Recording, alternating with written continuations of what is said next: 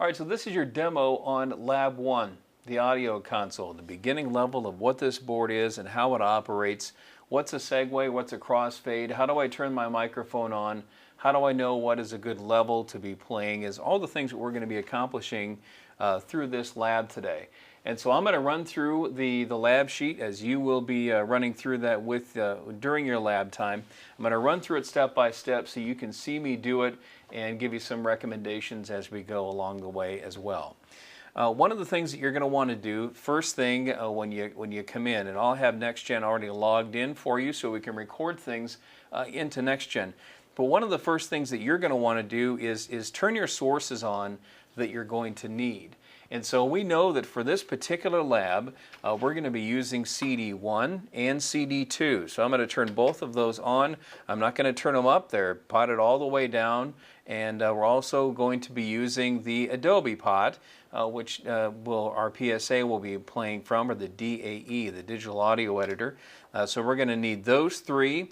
In addition to our announcer mic, which is always number one, is always the announcer mic. Number two is the microphone that is for any guests that you might have in. So you're going to need that. We're not going to turn it on right now. But before you start, another one of the things that you're going to want to do is set your levels. And so you know that when you're going to play something, or we're going to turn some music up on one of these CD pots, that you know just exactly where you're going to be going with those and where that 100% is going to be. So I've got CDs, music already playing in CD1 and CD2. So I'm going to go ahead and turn up CD1 until I get to 100%. Just so I kind of get an idea of where that's at. So for that one, for the CD that I'm playing, we're just a little bit above that that fat gray mark in the middle of the fader there. Let's go ahead and do the same thing for CD2. That's kind of in the same neighborhood. I've actually got to bump that up a little bit more than what I had for CD1. If you do this ahead of time, it gives you an opportunity to kind of get a feel for where you should be with the slider and the fader, so you're not doing it on the fly when you're being graded. So it's always a good time to do that, a good opportunity for you to set your levels and kind of just have an eye on the board and where everything should be for you. We've also got a PSA that's queued up through the DAE, and so let's go ahead and turn that up. I'm going to turn my pot up about halfway here and play this PSA. Only at 4. I don't care. And I'm going to set my level here. Okay, fine. Okay, so right there is about pretty good. We're in the green, and it's bouncing a little bit into that amber area, which is okay if it bounces back and forth. You just don't want it to stay there, and you don't want it to go into the red. So bouncing into that amber lighting with the VU is okay for this particular board. So we're going to go ahead and stop the PSA. And I'm going to go ahead and just remember where I'm set. It's about halfway up in that fat mark there for that channel. And I'm going to turn that all the way down so that audio doesn't actually accidentally get into my lab. Just a reminder for you, the headphone volume is the middle switch here.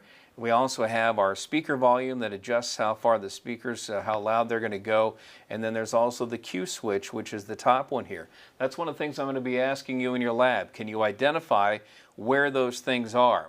Or your monitor select, if it's going to be going to the speakers, if it's going to be program or audition. Just remember that your monitor select is right here, where that will select if it's either going to be going out over the air, which I can do here if I hit external, or if I hit program, it's going to be going out over my speakers and through my headphones during that time. I'm also going to ask you where the Q switch is. Of course, that's these red buttons that are right here in the middle. And just kind of looking here at this lab form, I'm going to ask you where the headphone volume control is, where the monitor speaker volume control, we just went over those. Again, the monitor speaker is this blue one on the bottom. The headphone volume is this gray one here in the middle. Identify the VU meter, so I'm just going to have you point up here. Identify your output selectors, and if you remember, what is an output selector? That's these bank of buttons that are right here at the top.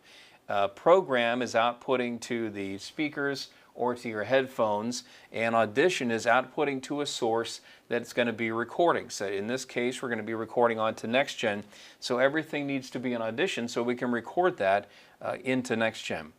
Identifying the Q switch, the Q volume, we just went over that. Also, your headphones are on when your booth mic is open. That is a big recommendation, and you'll get a lot of program directors at radio stations that will remind you that you need to have your headphones on as much as possible whenever your headphones or whenever your microphone is on.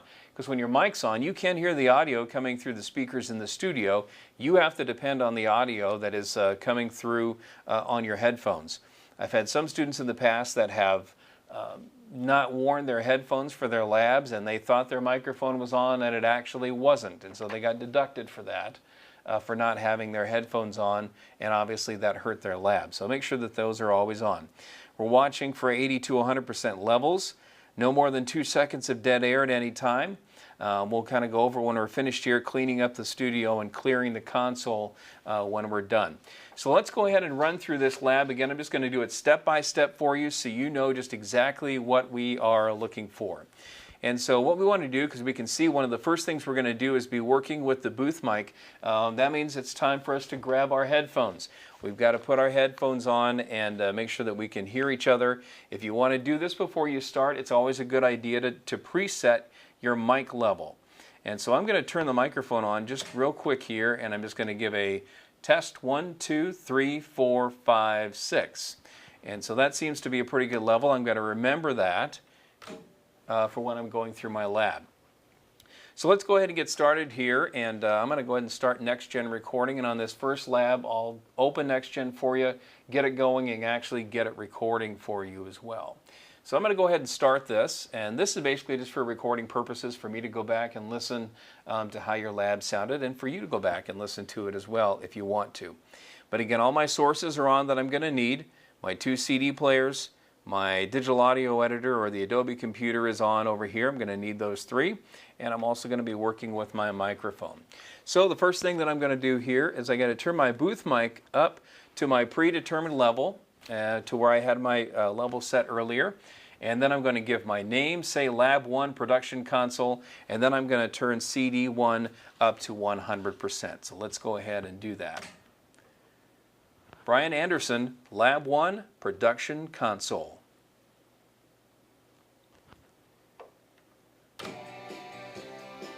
Okay, so you can hear my music is playing, and again, we're not pressured here. There's no time constraints, so you can take your time with your lab. But after you've said that, what it's telling us to do on the next step is to, again, pot CD1 up, then pot down and turn off your microphone. So many people make that mistake of turning their microphone down, but they don't ever turn it off. If you happen to bump it during a lab, or worse yet, when you're live on the radio, then your microphone is actually going to be heard on the air. So when your mic is down and you're not using it, please turn that microphone off. It's very important. Okay, and so while my music is playing here on CD1, my next direction is to turn up the digital audio editor, the DAE slider, to that predetermined level. It's time for us to play the PSA, and so I need to remember where I kind of had that level already set. What we're going to be doing here is a segue. So as soon as I start the commercial playing or the PSA playing, I'm going to bring CD1 down. And so that it tells us that in our instruction sheet. As soon as you're ready, start the PSA and immediately fade out CD1. So let's go ahead and do that. I'm going to go ahead and start the PSA here. I've only had 4. I don't care.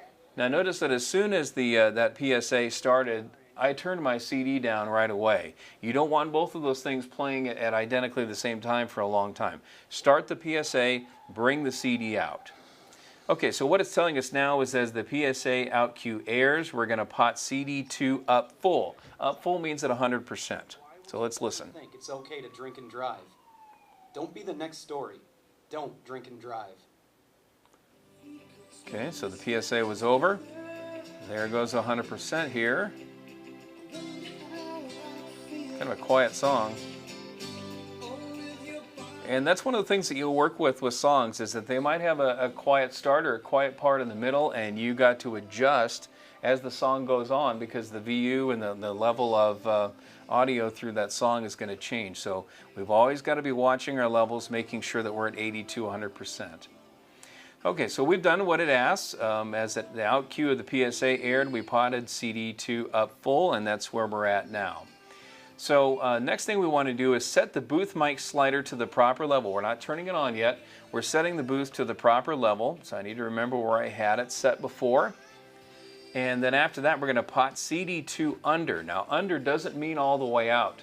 When I have my headphones on, I should still be able to hear a little bit of music, but I want to hear my voice as well.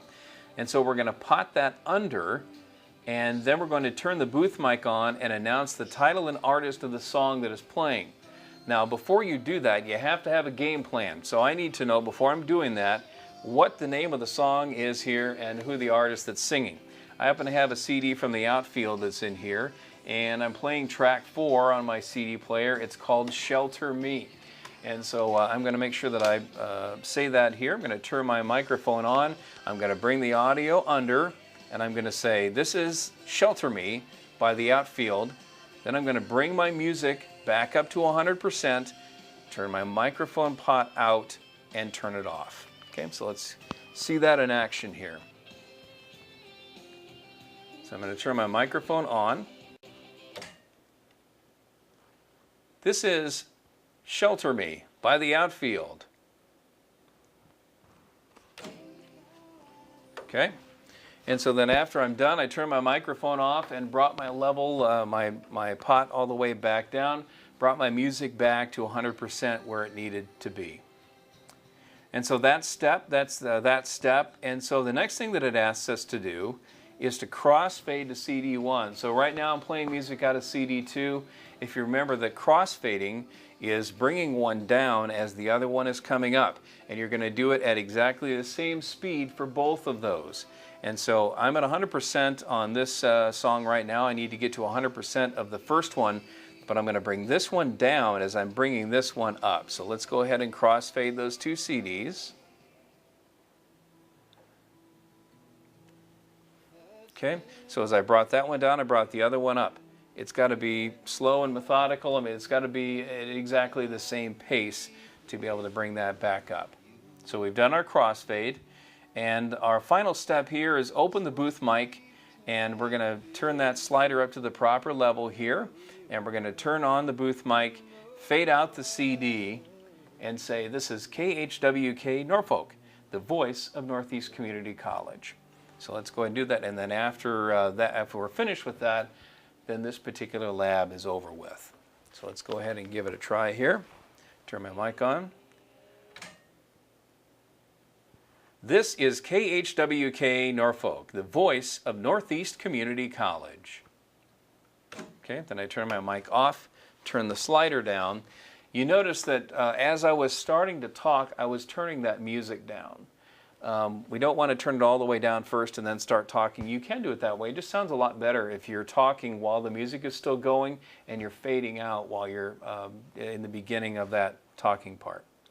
So that's basically the lab of what we're going to be doing here. It's very simplistic, but it also gets you used to working with this board and with this console and knowing just exactly what all these buttons are, how the board operates.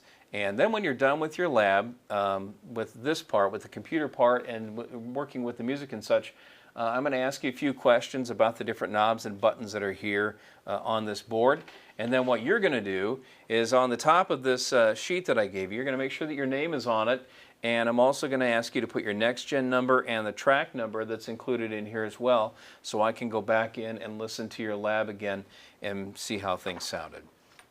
One more thing that I want to make sure to tell you about is how to clear your board, because on your lab sheets it asks you to make sure that your studio is cleaned up and that your board is cleared off properly. And that, to clean off a board basically means to bring all the pots down and to turn them off. When you came in to start your lab, there were all these pots that we actually turned on. You might have adjusted volume buttons and such.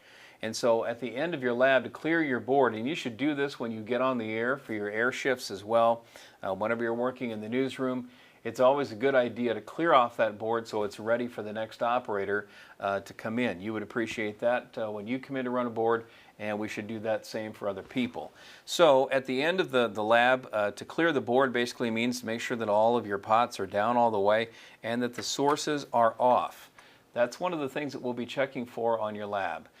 For this particular lab, I won't be asking you to turn the CD players off and put them away because we're using them on all the labs. But eventually, we'll be asking you to make sure all those other programs are closed down and that the CD players are turned off and the CDs are put away and such as well. So please just remember to clear off your board, bring all the pots down, turn everything off. You can even turn your switches down here if you want to for your speaker volume, your headphone volume, your cue volume. You can turn those down as well to kind of help clear your board off. So again, that's your live demo of Lab 1. As always, if you have any questions, you can stop by my office. You can give me a call or send me an email. Good luck.